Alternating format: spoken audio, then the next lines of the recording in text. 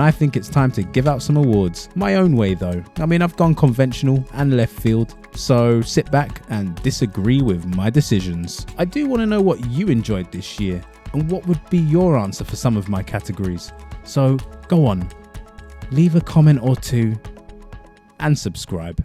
So the first category is Performance of the Year. 2023, we had some serious contenders and here's 6 of them. So you got Nicolas Cage in Renfield and Dream Scenario, because he pulled off 2 really good performances this year. With Renfield, he plays Dracula and he's scary, funny, at the same time as well. Like he pulls off a great performance in that film. Same as Dream Scenario, where he's like this normal guy. Nobody really cares who he is. However, some people start having dreams about him and he becomes really popular. And then they start having nightmares about him and he just has to be cancelled. It's a great take on cancel culture. 2 good performances from Nick Cage this year. I mean, that alone, really, he should be winning, shouldn't he? However, he doesn't. We've got Emily Blunt in Oppenheimer as Bobby's wife, and she pulls off like just a great monologue, like monologue of the year. Because I don't like your phrase, having anything to do with the Communist Party, because Robert never had anything to do with the Communist Party as such. Now, everyone in Passages were quality. Like, I just love some of the scenes in that film where the parents are questioning our main character, Thomas. Great scene there. You were married when you met our daughter. Yes. Twin man? Maman.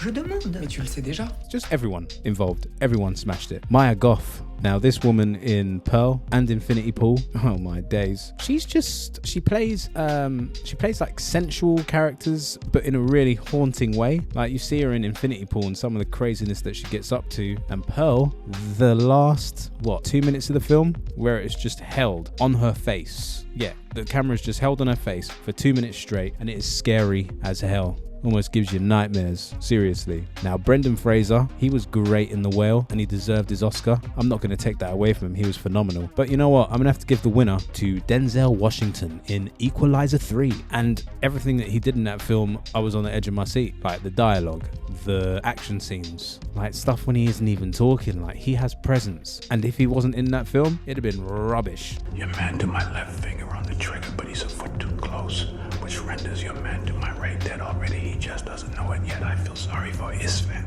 So well done, Denzel. You get my vote. Next category is for Best CGI of the Year. And we had some serious corkers, like Transformers Rise of the Beasts. Come on! That's a bunch of horse shit! Shazam! Fury of the Gods? Fist yourself! Blue Beetle? Really unoriginal. Oh my days. The Marvels? Shit! Seriously, we got The Flash. Oh dear, what about Aquaman and the Lost Kingdom? Move that miserable piece of shit! No, Ant-Man and the Wasp, Quantumania? Oh, bullshit. I'm going home, man. Yeah, to be fair, all those mentioned films, considering that they were on a budget of like 100 million plus, embarrassing, especially when you compare it to the paltry budget of under 50 million for Godzilla -1. Looking at this film, you would not expect it to be on a budget of less than 50 million, especially when you compare it to the other dross, the other rubbish that I mentioned before. Godzilla -1, hands down, that's the winner. Come at me. Okay, so we're up to the next one, the big one, the Director of the Year. We've got some serious contenders. I've only gone for 4, okay? I've gone for Ira Sachs, or is it Ira Sachs? For Passages. I mean, I love that film. Passages is about a man who is so self-centered and he just does what he wants to do. This is what always happens when you finish a film. You just forget. All right? And he's married to his partner, which is Ben Whishaw. I mean, everyone knows who Ben Whishaw is. You don't know who Ben Whishaw is. Oh my days. Right, so Ben Whishaw, the voice for Paddington. You haven't even seen Paddington? Oh my... Right, okay, so James Bond. You know all the new James Bonds with that guy Daniel Craig? Yeah? Well, Ben Whishaw is Q. You know the guy who makes all those cool technological crazy gadgets? Yeah, well, that's Ben Whishaw, and he's in this film called Passages. I don't even know why I had to go through that tangent, just to explain to you who Ben Whishaw is. Anyway, we got Takashi Yamazaki for Godzilla Minus One, and I've already spoken about that, told you about how good it is. My days. James Gunn, Guardians of the Galaxy Volume 3. I would argue that it was the best live-action comic book adaptation to come out this year. There was some serious emotion thrown in this film, and I know a lot of people that cried throughout. Me, on the other hand, I only cried at the end. And our last nomination is for Christopher Borgli for Sick of Myself and Dream Scenario, especially Sick of Myself, which was unreal. Hadde du likt hvis jeg liksom drev sånn opp I ansiktet på deg? Liksom sånn, hei, du, jævla møkkakjerring, ass. I mean, both of these films have this Chris Morris / Charlie Brooker feel to them. Sorry, you don't know who Charlie Brooker and Chris Morris are? Seriously, what have I got myself into here? Just type in Google Chris Morris and you'll see some of the great material that he's made. Four Lions, for instance. I'm sure some of you have seen Four Lions. What a film. Or Black Mirror. Have you seen Black Mirror? Yeah, Charlie Brooker created it. Thank you very much. Christopher Borgli has aspects of both of them, and he utilizes those skills to create his own views and own ideas on what society's like. I'm gonna have to give a winner, and I really don't want to give a winner to, like, every single one of these guys deserve to win it. However, I'm gonna have to go for Christopher Borgli because Sick of Myself was something else. That film shocked me to the core. Loved it. Loved that film. And you've got to check out his interview with Letterboxd for Sick of It All because it's very, very funny. Next is Standout Scene of the Year. So I got 5 scenes here. I really enjoyed the 2 trucks coming towards Dom and his son for Fast X. Cheesy dialogue, cheesy explosions, just everything was cheese, and I loved it. Now, Gran Turismo, this film, the crash scene.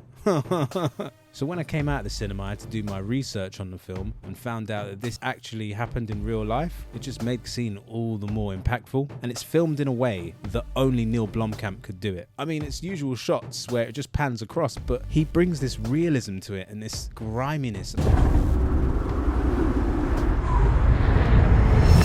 Was that his car?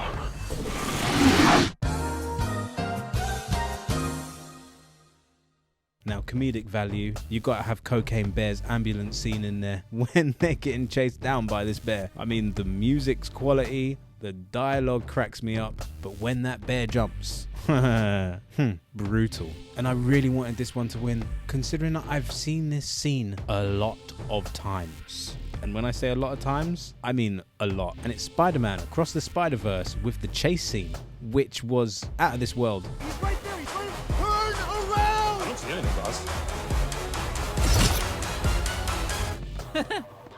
I think it lasts about 3 minutes and it's fun, frenetic, just the amount of Easter eggs that are thrown in there as well. Any Spider-Man fan will love that 3 minutes of bliss. But you know what? For standout scene of the year, I'm going to have to give it to Emerald Fennell's Saltburn and the classic bathtub scene. And you know what I'm going to do? I'm just going to reenact it for you.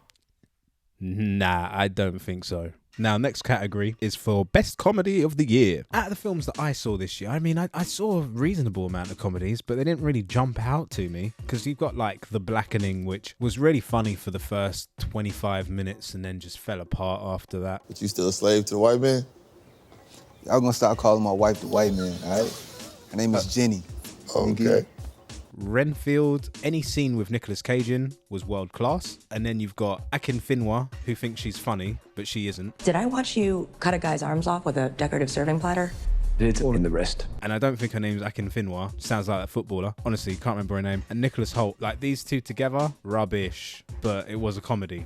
And there weren't many comedies that came out that I saw. So I got added to the list, unfortunately. Strays was really funny, especially if you like penis, poo, wee jokes. I mean, it was all there. No holds barred. You're a fucking stray now. That's my point.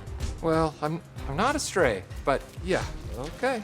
Congratulations. You're now on a lamppost. Bottoms was a lot of fun. Some consistent funny scenes. And Marshawn Lynch was pretty funny as the teacher who helps them out to make their little fight club. Excuse me, she said move, prick. Don't talk to me, you ugly bitch, okay? I do not talk to girls in overalls. Okay, I might be ugly, but these aren't overalls. Now, Cocaine Bear as well. I mean, that had its moments, especially the part where the bear starts sniffing the line off the person's amputated leg. But again, this film kind of falters in the last 25 minutes. And that's kind of the problem with most of these films. And my winner, Anyone But You, I mean, this film had me creasing up from like practically the beginning. When Sweeney gets into the bathroom and she wets herself Even the part on the plane where she tries to grab the cookie and gets herself into a compromising position. Very, very funny. Anyone But You wins for me. The bar was fairly low this year. Oh, yeah.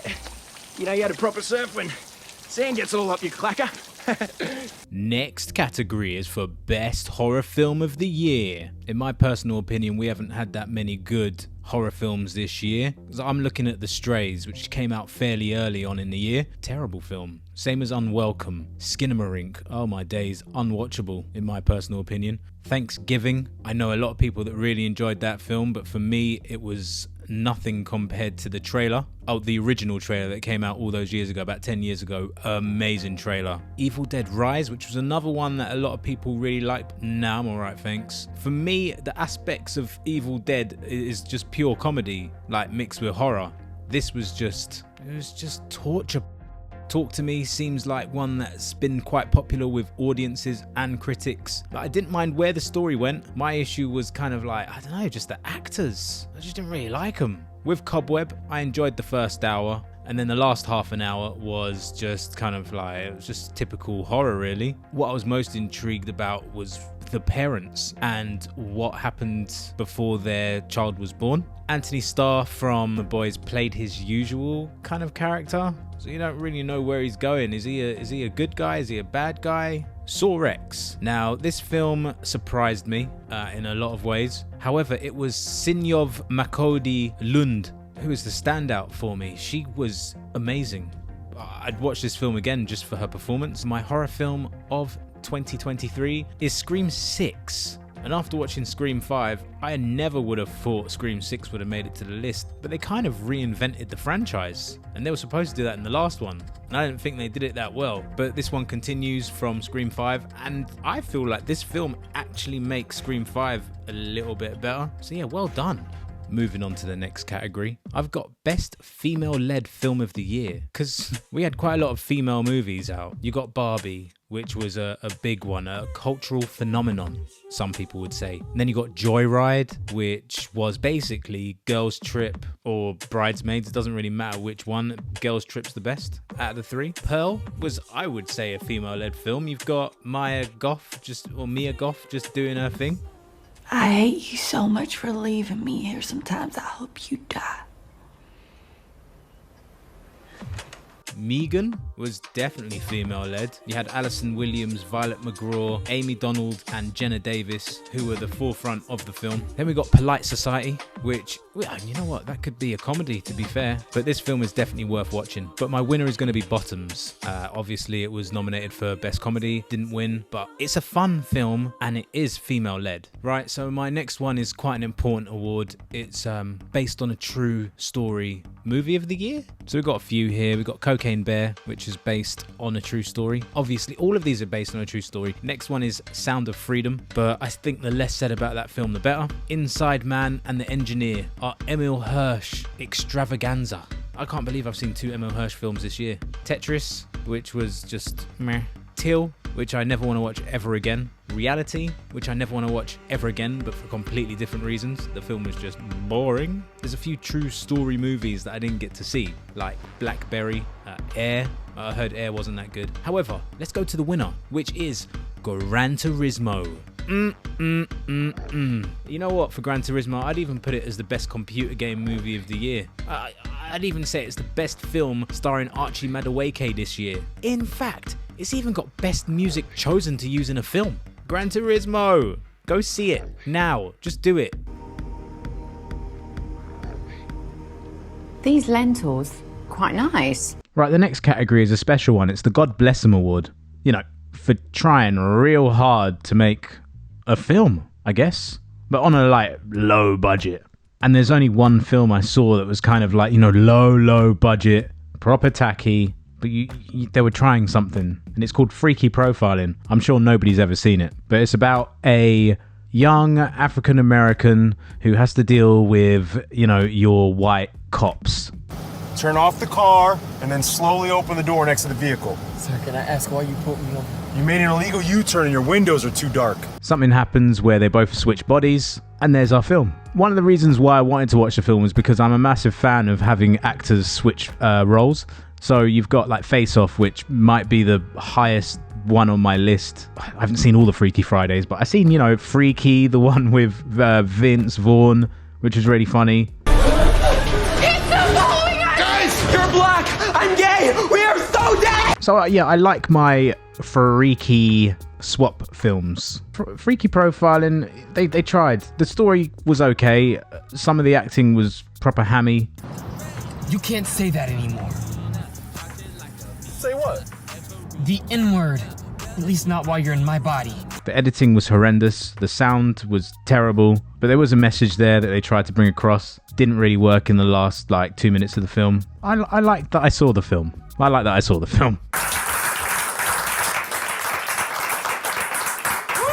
Okay, so this next category is the one that people kind of enjoy, I guess. It's called the worst film of the year. And trust me, I saw some films that I really didn't like. There are probably 3 films on this list that a lot of people will disagree with. So, at number 10, we got The Strays. Less said about this film, the better. Number 9, Evil Dead Rise. I'm not sorry. I didn't like it. House Party, number 8. Number 7, Ladybug and Cat Noir, the movie. Number 6, Thanksgiving, which is a film that I know a lot of people liked, as I mentioned earlier, but not for me. Number 5 is Sharper, which could have been so good. And then they go and ruin it with some asinine ideas. I can't stand that movie. And the first, maybe half an hour was promising. Please don't do this to me. Test it.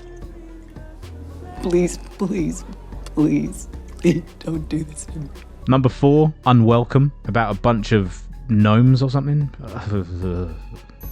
Excuse me, mate. What's that? Champagne? What, you rich, mate? Excuse me!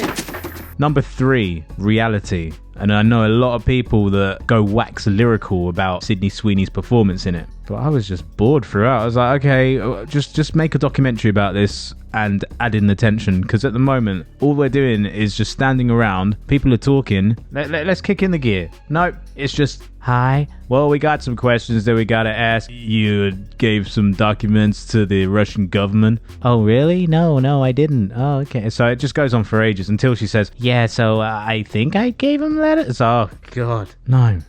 Number 2 is Till, a film that I don't understand why they made it. I don't want to see the content that was presented on screen. I know it's history. I know it's based on a true story, but I didn't like it. It's depressing. It's really brutal, and that's why I gave it 1 star out of 5. It's not a film I can watch. They have a different set of rules for Negroes down there. Are you listening? Yes.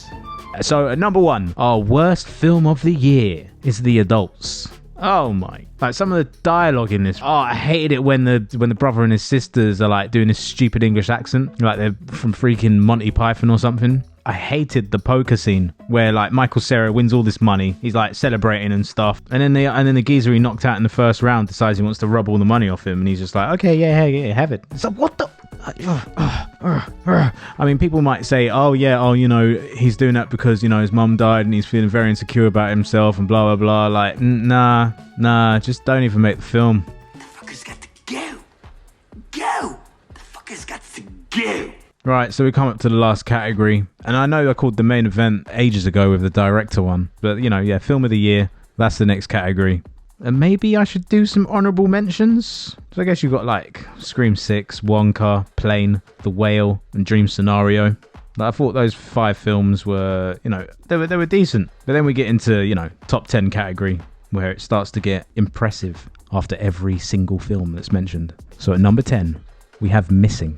And at first I was like, what's going on with this film? This makes no sense. How are we actually going to find these people? And then about halfway through, you're like, oh, that's very interesting. And the ending, it actually worked for me. Even though it was really stupid, it worked for me. So that's why it's number 10. Number 9 is Anyone But You, which was actually really funny throughout. I'd say the first half an hour it was just laugh out loud hysterics. It gets less funny as the film progresses, but there's still funny moments. And I thought Sydney Sweeney and Glenn Powell was a really good combination. And I'd really like to see them both feature in more films together.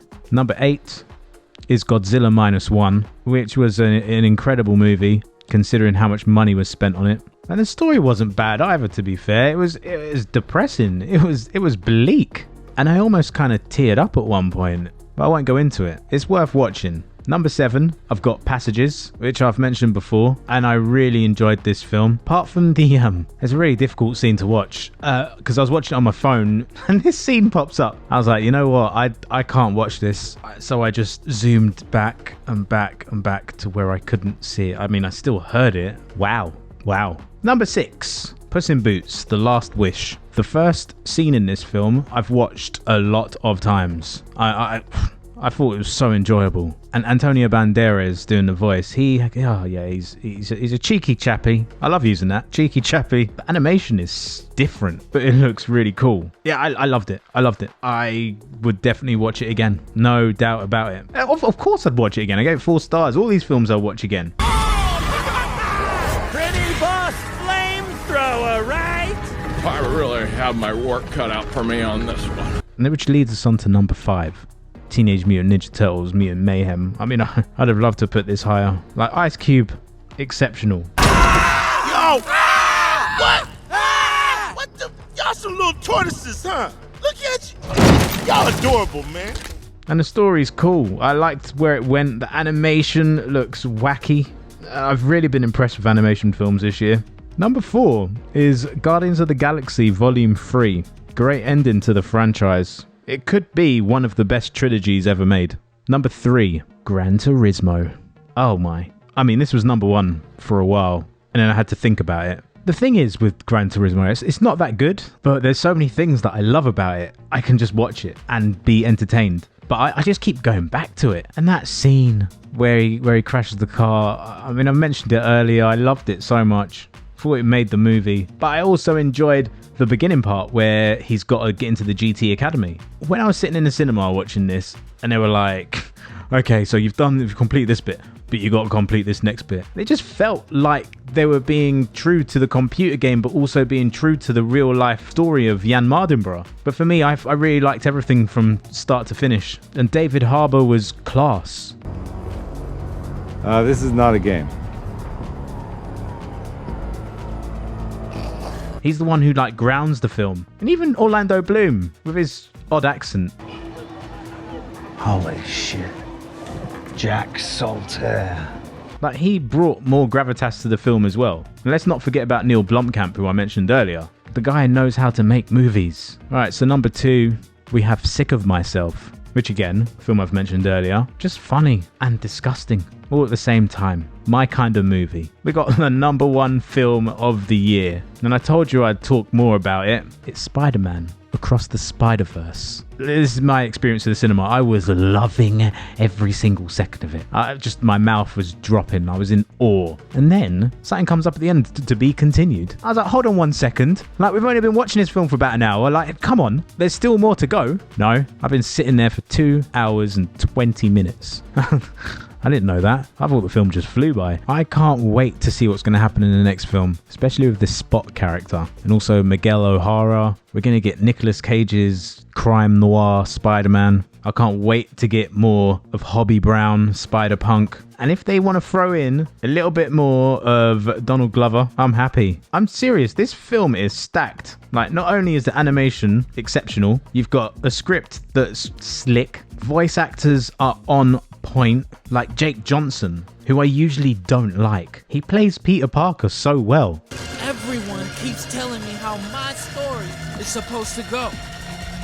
Nah, I'm gonna do my own thing. To be honest, I could talk about this film all day, but you've probably, I mean, to be fair, you've probably already left. We're about 20 minutes into this video. I'm sure you've already gone. Now, I want to thank you for watching and let me know what your best films of the year for 2023 were. And I can only apologize for releasing this about 6 months after 2023 was. This video was supposed to be finished by the end of January, and we're not in January anymore.